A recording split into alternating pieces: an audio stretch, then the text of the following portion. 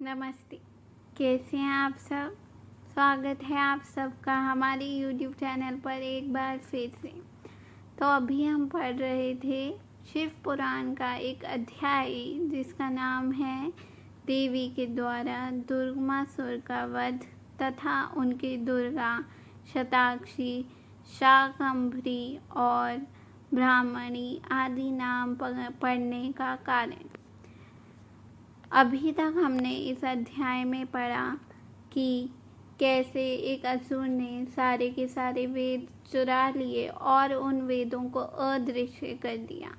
उसके बाद वेदों के अदृश्य होने के कारण कैसे कैसे दुख और कष्टों से ब्रह्मांड को, देवताओं को और मनुष्यों को क्या क्या कष्ट सहने पड़े और देवी ने कैसे अपने ही आंसुओं से सारी की सारी सूखी हुई नदियाँ भी दोबारा से ठीक कर दी और उसमें पानी भर दिया। लेकिन अभी तक देवी माता ने ये वादा तो कर दिया सारे देवताओं को कि वो उस असुर का वध करेंगी और वेदों को वापस लेकर के आएंगी। तो चलिए पढ़ते हैं हम आगे की कथा। और अगर आपने अभी तक हमारे YouTube चैनल सब्सक्राइब नहीं किया है तो जल्दी से जाकर कर दीजिए। हम शुरू करते हैं आगे की कथा और जानते हैं देवी माता ने कैसे वेद वापस लाए और कैसे उस असुर का वध भी किया। यह सुनकर सब देवता बड़े प्रसन्न हुए। वे प्रफुल्ल नील कमल के समान नेत्रों वाली जगतयोनि जगदम्बा को भली भांति प्रणाम करके अपने अपने धाम को चले गए। फिर तो स्वर्ग, अंतरिक्ष और पृथ्वी पर बड़ा भारी कोलाहल मच गया।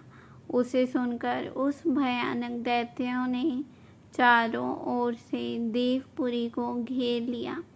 तब शिवा चारों ओर से देवपुरी को घेर लिया और तब शिवा देवताओं की रक्षा के लिए चारों ओर से तेजोमय मंडल का निर्माण करके स्वयं उस घेरे से बाहर आ गई।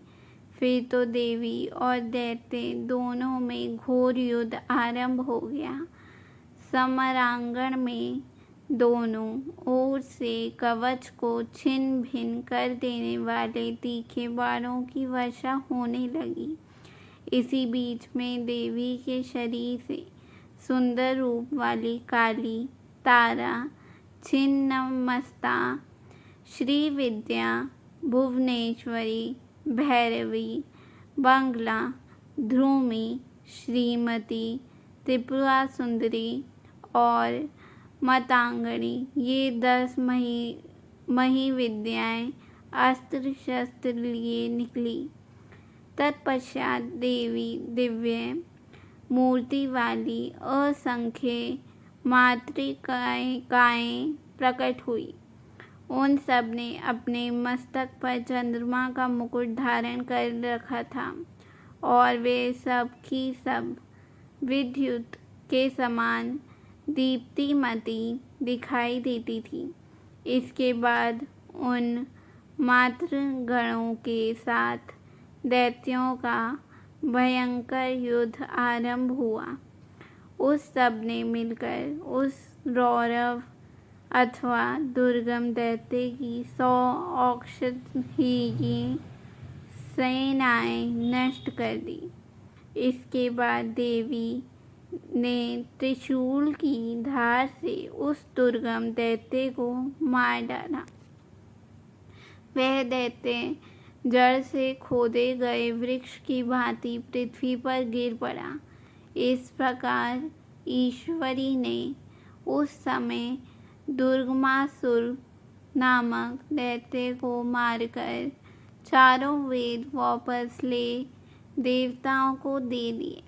तब देवता बोले, अंबिके, आपने हम लोगों के लिए असंख्य नेत्रों से युक्त रूप धारण कर लिया था, इसलिए मुनिजन आपको शताक्षी कहेंगे। अपने शरीर से उत्पन्न हुए शाखों द्वारा आपने समस्त लोकों का भरण पोषण किया है, इसीलिए शाकंभरी के नाम से आपकी ख्याति होगी। शिवे, आपने दुर्गम नामक महादैत्य का वध किया है, इसीलिए लोग आप कल्याणमयी भागवती को दुर्गा कहेंगे। योग निंद्रे, आपको नमस्कार है। महाबली, आपको नमस्कार है। ज्ञानदायिनी, आपको नमस्कार है। आप जगन्माता के बारंबार नमस्कार है। तत्वमसि आदि महावाक्यों द्वारा जिन परमेश्वरी का ज्ञान होता है, उन अनंत कोटि ब्राह्मणों का संचालन करने वाली भागवती दुर्गा को बारंबार नमस्कार है। मातः, आप तक मन, वाणी और शरीर की पहुँच होनी कठिन है। सूर्य, चंद्रमा और अग्नि, ये तीनों आपके नेत्र हैं। हम आपके प्रभाव को नहीं जानते, इसीलिए आपकी स्तुति करने में असमर्थ हैं। सुरेश्वरी माता शताक्षी को छोड़कर दूसरा कौन है जो हम जैसे अमरों पर दृष्टिपात करके ऐसी दया करे? देवी, आपको सदा ऐसे ही यत्न करना चाहिए जिससे तीनों लोग निरंतर विघ्न बाधाओं से तिरस्कृत ना हो। आप हमारे शत्रुओं का नाश करती रहें।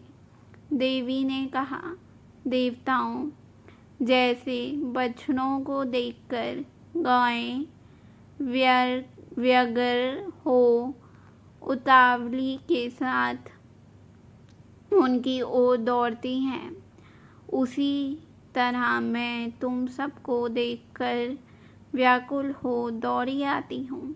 तुम्हें ना देखने से मेरा एक क्षण भी युग के समान बीतता है।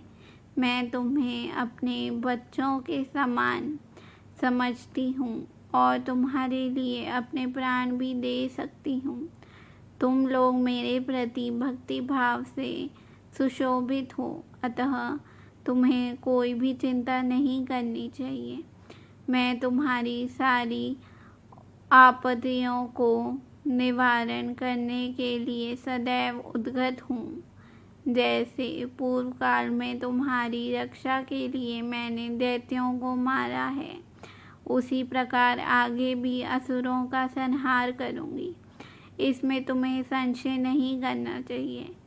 यह मैं सत्य सत्य कहती हूँ। भविष्य में जब पुनः शुंभ और निशुंभ नाम के दूसरे दैत्य होंगे, उस समय मैं यशोमयी देवी नंद पत्नी यशोदा के गर्भ से योनिज रूप धारण करके गोकुल में यशोदा के गर्भ से उत्पन्न होंगी और यथा समय उन असुरों का वध करूंगी। नंद की पुत्री होने के कारण उस समय मुझे लोग नंदजा कहेंगे। जब मैं ब्राह्मण का रूप धारण करके अरुण नामक असुर का वध करूंगी, तब संसार के मनुष्य मुझे ब्राह्मणी कहेंगे। फिर मैं भीम यानी कि भयंकर रूप धारण करके राक्षसों को खाने लगूंगी। उस समय मेरा भीमावती नाम प्रसिद्ध होगा। जब जब पृथ्वी पर असुरों की ओर से बाधा उत्पन्न होगी, तब तब मैं अवतार लेकर प्रजाजनों का कल्याण करूंगी। इसमें संशय नहीं है।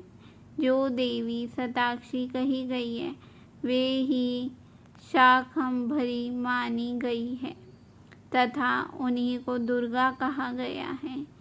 तीनों नामों द्वारा एक ही व्यक्ति का प्रतिपादन होता है। इस पृथ्वी पर महेश्वरी शताक्षी के समान दूसरा कोई दयालु देवता नहीं है, क्योंकि वे देवी समस्त प्रजाजनों को समाप्त देख 9 दिनों तक रोती रह गई थी। अध्याय समाप्त।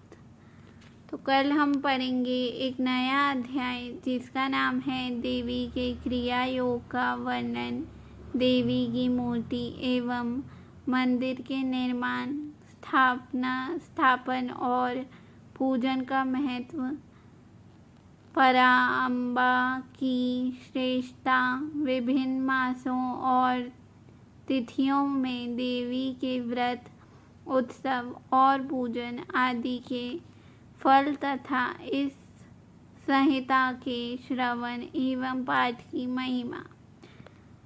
ओम नमः शिवाय। धन्यवाद। और अगर हमारी वीडियो अच्छी लगी हो तो इसे लाइक और शेयर कर दीजिए। धन्यवाद।